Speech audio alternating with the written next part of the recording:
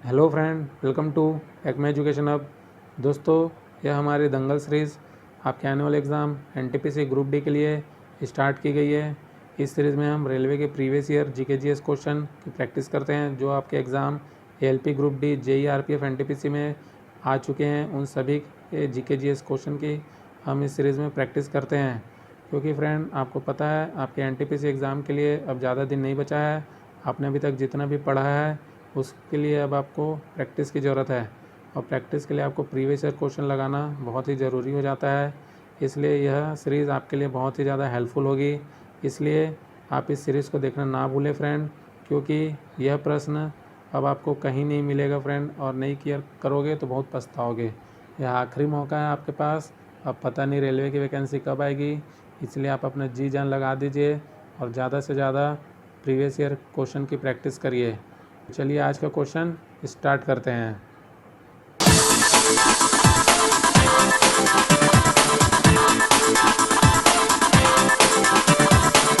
आज का पहला क्वेश्चन है, the statue of doctor APJ Abdul Kalam that was unveiled at his Rameswaram memorial by prime minister Modi depict him playing which musical instrument. प्रधानमंत्री मोदी ने doctor APJ Abdul कलाम की जिस मूर्ति का अनावरण उनके रामेश्वरम स्मारक में किया है, इसमें उन्हें कौन सा वाद्य यंत्र बजाते हुए दिखाया गया है। 4 ऑप्शन आपके सामने है दोस्त। पहला ऑप्शन है तबला, दूसरा है मृदंग, तीसरा है वायलिन, चौथा है वीणा। इस क्वेश्चन का सही आंसर होगा वीणा। उसमें डॉक्टर एपीजे अब्दुल कलाम को वीणा का बजाते हुए दिखाया गया है। नेक्स्ट क्वेश्चन है, विच of the following can neither be created not be destroy. इनमें से किसे ना तो बनाया जा सकता है और ना ही नष्ट किया जा सकता है। 4 ऑप्शन आपके सामने है। पहला है मोमेंटम, दूसरा है एनर्जी, तीसरा है पावर शक्ति, चौथा है वेलोसिटी। तो आपको पता है इस शक्ति को डिस्ट्रॉय नहीं किया जाता है, ना ही इसको बना सकते हैं ना ही इसको ख़त्म कर सकते हैं। Neither be created nor be destroy, इसलिए थर्ड ऑप्शन पावर इस क्वेश्चन का सही आंसर होगा। नेक्स्ट क्वेश्चन है, प्रोपेन का रासायनिक सूत्र कौन सा है। The chemical formula of propane. देखिए फ्रेंड, इतने इजी क्वेश्चन भी रेलवे पूछता है, तो इसीलिए आप प्रीवियस ईयर क्वेश्चन की प्रैक्टिस करिए।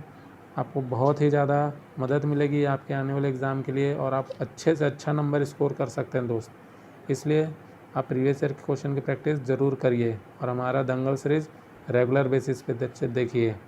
4 ऑप्शन आपके सामने है। पहला है C2H6, दूसरा है C3H8, तीसरा है CH4, चौथा है C4H10। तो आपको प्रोपेन का बोला है, प्रोपेन हो जाएगा C3H8। सेकंड ऑप्शन इस क्वेश्चन का सही आंसर होगा।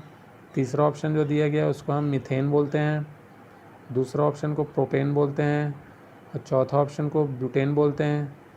तो आपको ये भी याद रखना है। नेक्स्ट क्वेश्चन देखते हैं, विच of the following indicator can not be use for distinguishing between acidic and neutral solution. निम्न में से कौन से संकेतक का उपयोग अम्लीय और उदासीन विलयनों के बीच फ़र्क करने के लिए नहीं किया जाता है। हमको बताना है जो नहीं किया जाता है। 4 ऑप्शन आपके सामने। पहला यूनिवर्सल इंडिकेटर, आपको पता है ये तो यूज़ होता है ही है। दूसरा है फेनोप्थिलिन, इसका भी इस्तेमाल हम करते हैं। तीसरा मिथाइल ऑरेंज, इसका भी हम इस्तेमाल करते हैं इंडिकेटर के रूप में। चौथा ईओसिन, इसका इस्तेमाल हम नहीं करते हैं फ्रेंड, इसलिए इस क्वेश्चन का सही आंसर होगा ईओसिन। फोर्थ ऑप्शन इस क्वेश्चन का सही आंसर हो जाएगा। नेक्स्ट क्वेश्चन है, निम्नलिखित कथन को सर्वाधिक उपयुक्त विकल्प के साथ पूर्ण करें। एक बीमारी का हमेशा ही एक डैश होता है। Complete the following sentence with the most appropriate option. A disease always has dash. तो आपके सामने 4 ऑप्शन है। पहला है जीवाणु, दूसरा है कारण कॉज, तीसरा है क्योर उपचार, चौथा है डॉक्टर। तो फ्रेंड आपको पता है कि आपको बीमारी पहले तो होती है, तो उसका कारण है कि क्यों होती है, उसके पीछे क्या कारण है। तो सेकंड ऑप्शन इसका सही आंसर है। सीधा सीधा सवाल है, कारण कॉज। बीमारी आपको पहले किस कारण से होती है आपको ये पता लगना चाहिए। तो सेकंड ऑप्शन इस क्वेश्चन का सही आंसर है। A disease always has a कारण, ए कॉज। नेक्स्ट क्वेश्चन है, the characteristic of dash is use in the braking pad of car. कारों के ब्रेकिंग पैड में डैश के गुण का उपयोग किया जाता है। 4 ऑप्शन आपके सामने है। पहला है पॉजिटिव इफेक्ट ऑफ फ्रिक्शन, दूसरा है जीरो इफेक्ट ऑफ फ्रिक्शन, तीसरा है weight impulse force tension action, चौथा है negative effect of friction.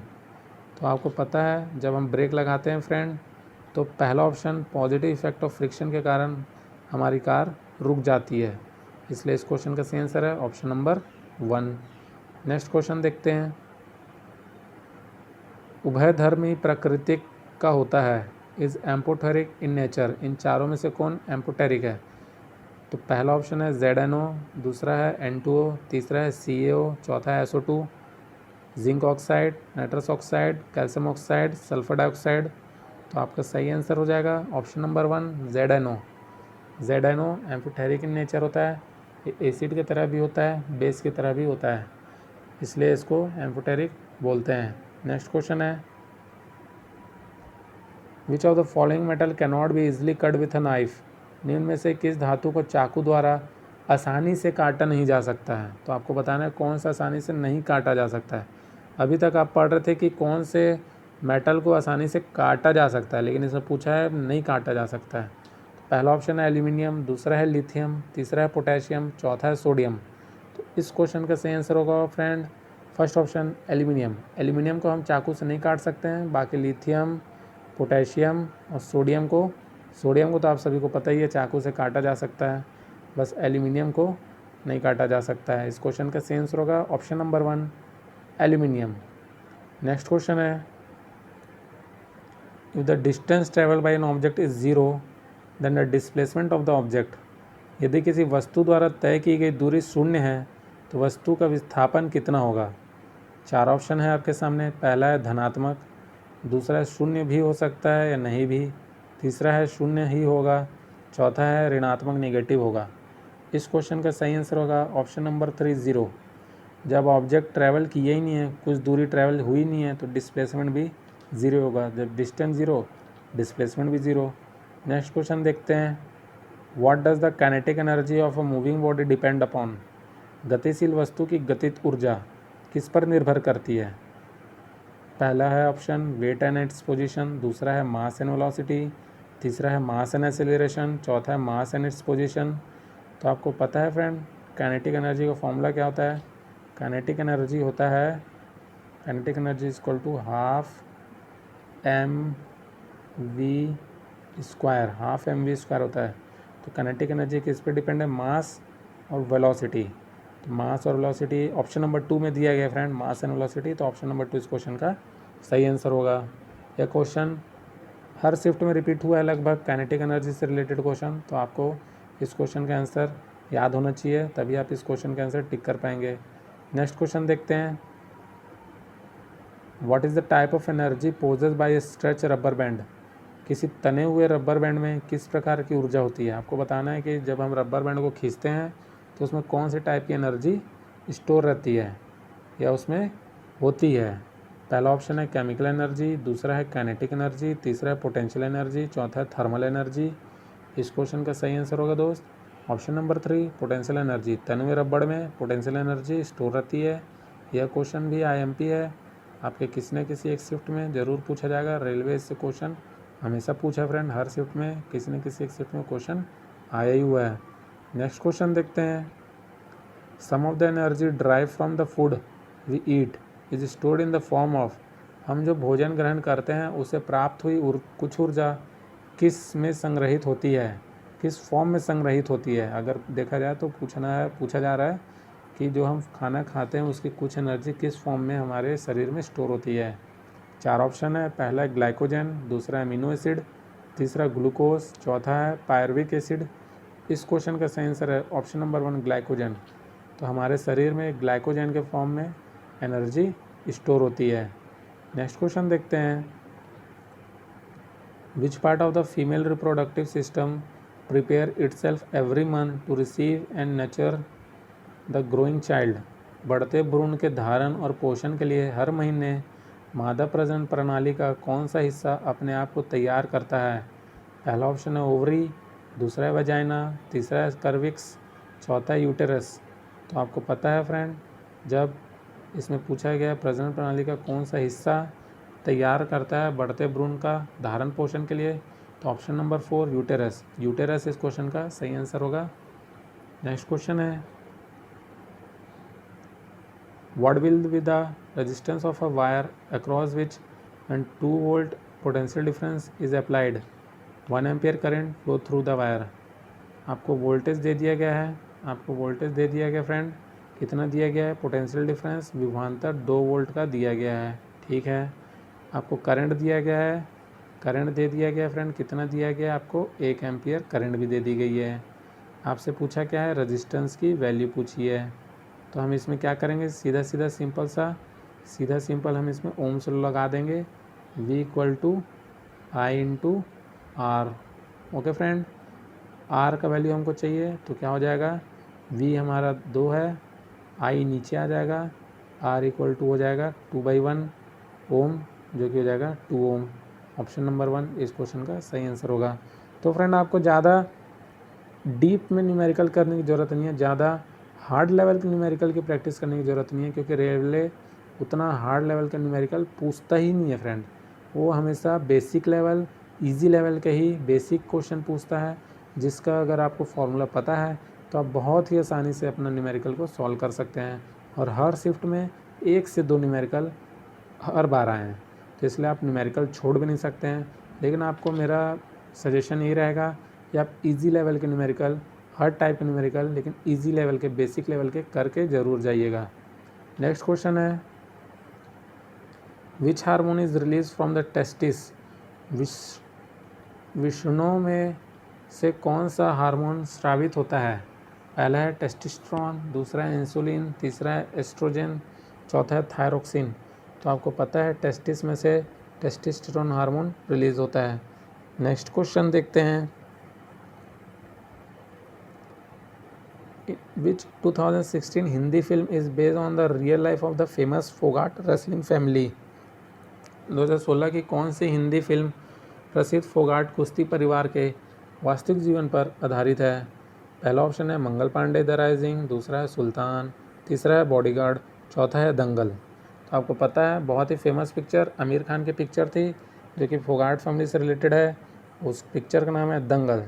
Dangal picture बहुत ही फेमस पिक्चर थी फ्रेंड, इसलिए इससे क्वेश्चन पूछा गया है। नेक्स्ट क्वेश्चन देखते हैं, इंडिया बोर्न सत्य Nadella is the CEO of which of the following company? भारतीय मूल के सत्य नडेला निम्न में से कौन सी कंपनी के मुख्य कार्यकारी अधिकारी हैं? पहला ऑप्शन है माइक्रोसॉफ्ट, दूसरा है अमेजोन, तीसरा है डेल, चौथा है गूगल। इस क्वेश्चन का सही आंसर होगा ऑप्शन नंबर, इस क्वेश्चन का सही आंसर है ऑप्शन नंबर 1 माइक्रोसॉफ्ट। सत्य नडेला माइक्रोसॉफ्ट के CEO हैं। आपका ऑप्शन नंबर 4 जो कि गूगल है फ्रेंड, इसका है सुंदर पिच्चाई, ये भी इंडियन ओरिजिन है। इसका भी आंसर आपको पता होना चाहिए कि इसका आंसर हो जाएगा सुंदर पिच्चाई। सत्य नडेला माइक्रोसॉफ्ट, सुंदर पिचाई गूगल। नेक्स्ट क्वेश्चन देखते हैं, डैश फाउंडेड दिन इलाही, डैश ने दिन इलाही की स्थापना की थी? तो दिन इलाही की स्थापना किसने की थी ये पूछ रहा है। पहला ऑप्शन है बाबर, दूसरा रहीम, तीसरा औरंगजेब, चौथा अकबर। आप सभी को पता है दिन इलाही किसको बोलते हैं, अकबर, अकबर को दिन इलाही बोला जाता है। नेक्स्ट क्वेश्चन है, amphibian plant are place in which of the following group? Amphibian पौधों को निम्नलिखित में से किस समूह में रखा गया है? तो 4 ऑप्शन आपके सामने है। पहला है थैलोफाइटा, दूसरा है टेरिडोफाइटा, चौथा है जिम्नोस्पर्म, चौथा है ब्रायोफाइटा। तो जो कि एम्फीबियन प्लांट होते हैं उनको हम रखे हैं ब्रायोफाइटा के ग्रुप में, वह प्लांट एम्फीबियन प्लांट ब्रायोफाइटा के ग्रुप में आते हैं। नेक्स्ट क्वेश्चन है, how are element arrange in modern periodic table? आधुनिक आवर्त सारणी में तत्वों की व्यवस्था किस प्रकार की गई है? 4 ऑप्शन आपके सामने है। पहला in the increasing order of their atomic number, दूसरा in the increasing order of their molecular mass, तीसरा in the increasing order of their atomic masses, in the increasing order of their mass number, fourth option है। तो आपका सही answer होगा in the increasing order of their atomic number. बढ़ते हुए atomic number में उनको मॉडर्न पीरियोडिक टेबल में रखा गया है, उनके एटॉमिक नंबर के हिसाब से। आप एटॉमिक नंबर और एटॉमिक मास में कंफ्यूज मत होइएगा फ्रेंड। एटॉमिक नंबर के बढ़ते हुए क्रम में मॉडर्न पीरियोडिक टेबल में एलिमेंट को रखा गया है, यह आप ध्यान से याद कर लीजिए, बहुत ही ज़्यादा IMP क्वेश्चन है। नेक्स्ट क्वेश्चन है, as of February 2018 who is the coach of Rio Olympic silver medal winner PV Sindhu? Simple सा क्वेश्चन है, पीवी सिंधु के कोच कौन है, बस ये क्वेश्चन यही पूछ रहा है पीवी सिंधु के कोच कौन है। और पीवी सिंधु आपको पता होना चाहिए कौन सा स्पोर्ट्स खेलती हैं, तो पीवी सिंधु स्पोर्ट्स खेलती हैं बैडमिंटन, इनका स्पोर्ट्स है बैडमिंटन है, बैडमिंटन उनका स्पोर्ट्स है, तो आपको याद होना चाहिए बैडमिंटन खेलती हैं पीवी सिंधु। और उनके कोच हैं option number 2 Pullela Gopichand, Pullela Gopichand PV Sindhu के कोच हैं। नेक्स्ट क्वेश्चन है, विच of the following gases is liberated when sodium hydrogen carbonate is heated. Sodium hydrogen carbonate के गर्म होने पर निम्न में से कौन सी गैस छूटती है। तो 4 ऑप्शन आपके सामने है, पहला है कार्बन डाइऑक्साइड, दूसरा है कार्बन मोनोऑक्साइड, तीसरा है हाइड्रोजन, चौथा है ऑक्सीजन। इस क्वेश्चन का सही आंसर हो जाएगा कार्बन डाइऑक्साइड, ऑप्शन नंबर 1 इस क्वेश्चन का सही आंसर हो जाएगा। फ्रेंड, इस टाइप के क्वेश्चन रेलवे बार बार पूछता है कि कौन सा गैस इसमें से रिलीज़ होती है, कौन सा गैस उस केमिकल से रिलीज़ होती है, तो आपको पता होना चाहिए, बेसिक आइडिया आपको होनी चाहिए। नेक्स्ट क्वेश्चन है, a lens has a power +2D, the type of lens and it focal length will be. एक लेंस में +2D की शक्ति है, लेंस की किस्म और इसकी फोकल लंबाई होगी। तो आपको फॉर्मूला सबसे पहले तो पते होने चाहिए।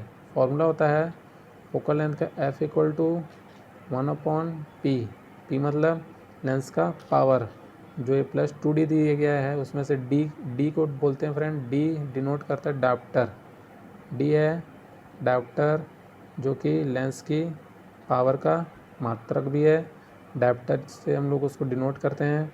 तो इस फॉर्मूले में हम वैल्यू को रख देते हैं फ्रेंड। सबसे पहले देखते हैं, तो हमको पावर निकालना है, तो पावर इक्वल टू हो जाएगा 1/2, 1/2 का होता है वैल्यू 0.5 हो जाएगा। पर हमको बताना है कि इस लेंस का किस में भी बताना है, कौन से टाइप का लेंस है।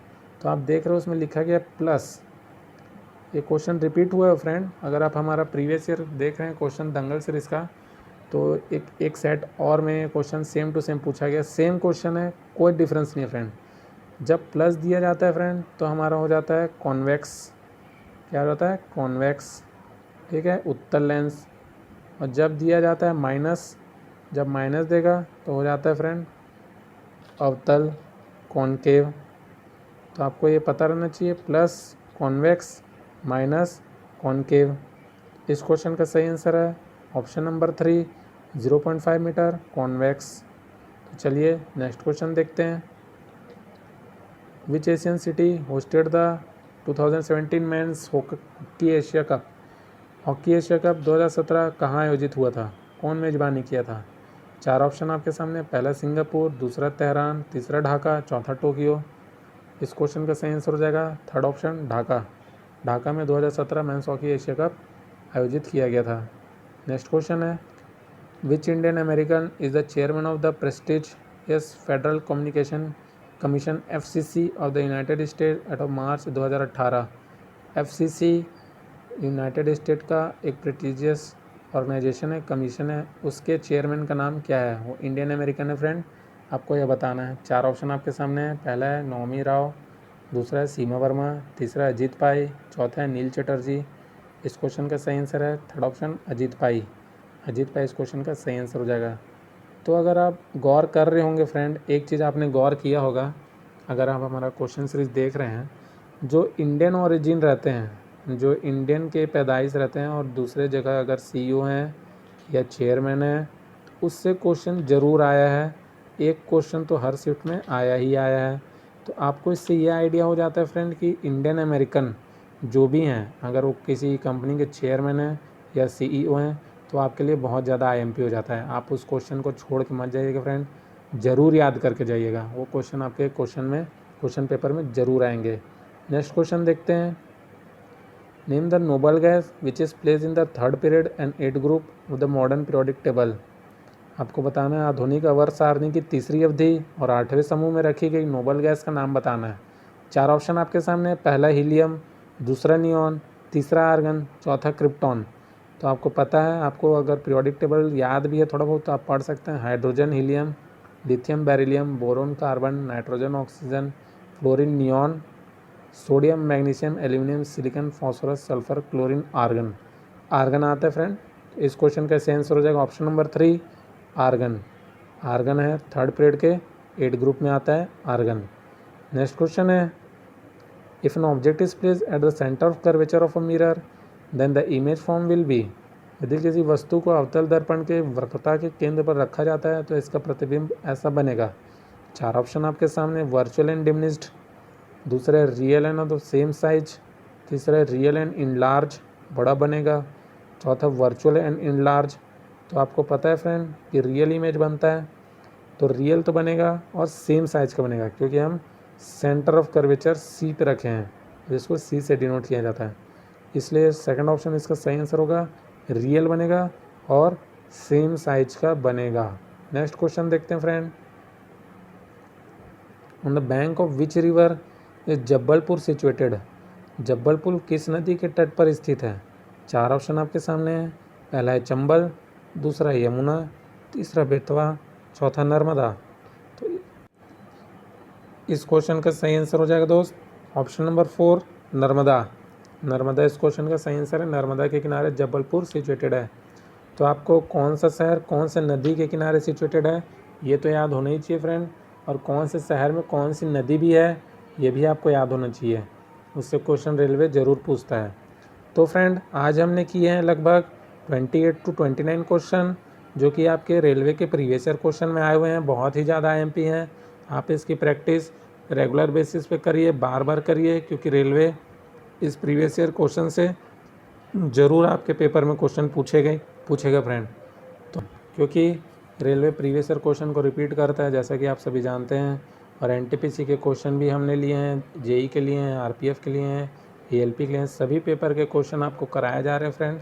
यह सीरीज़ आपके लिए बहुत ही बेनिफिशियल होगी। तो चलिए आज का सेशन यहीं एंड करते हैं। Thank you friend.